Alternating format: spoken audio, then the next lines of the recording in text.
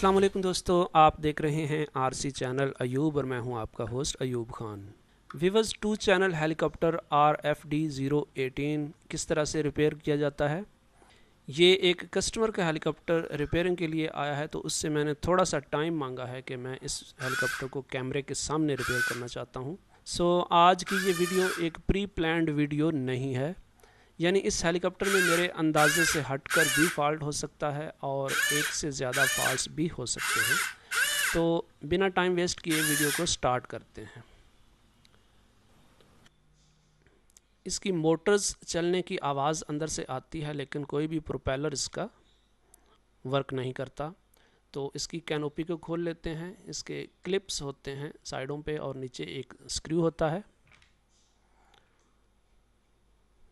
और इसको घुमाकर चेक करते हैं। ये दोनों ब्लेड्स जो हैं ये बिल्कुल फ्री हैं और ये बिल्कुल निकले हुए हैं अंदर से। ऊपर वाला मेन स्क्रू खोलते हैं और इसमें एल्फी लगी हुई है। आई थिंक इसको कस्टमर ने जोड़ा हुआ है अपने तौर पर, तो इसको प्लास से पकड़कर ऊपर से हम उतार लेते हैं। और ये पाइप का पीस और ये सारी शाफ्ट इसकी बाहर आ गई है। अब ये क्लिप नीचे की जानिब प्रेस करके आपने ऊपर के दोनों जो पीस हैं उनको अलग कर लेना है, और ये जो साइडें हैं इसकी, इनको भी आपने ऊपर की जानिब स्लाइड करके निकाल लेना है। ये सारा हेलीकॉप्टर जस्ट क्लिप्स की मदद से आपस में फिक्स होता है, इसमें स्क्रूज नहीं हैं।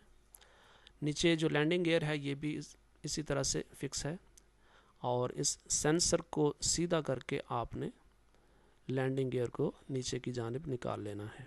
इस तरह से ये इसकी गियर्स बाहर आ गई हैं, और ये वाली शाफ्ट इसकी ठीक है और ये फिक्स है, जबकि ये जो गियर है इसमें जो शाफ्ट है इस जगह पे फिक्स होती है, ये निकली हुई है।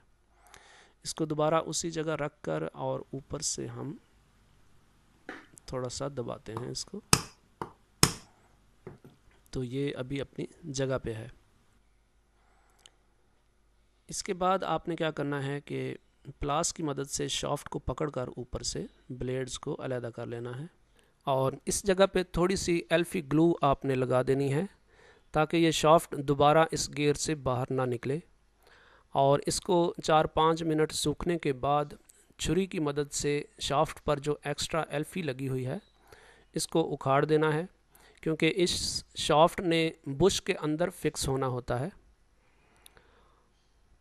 और दूसरा हिस्सा जिस पर कस्टमर ने एल्फी लगाई हुई थी उसको निकालने के लिए इसी साइज़ की ड्रिल बिट लेते हैं और प्लास की मदद से इसको इसके अंदर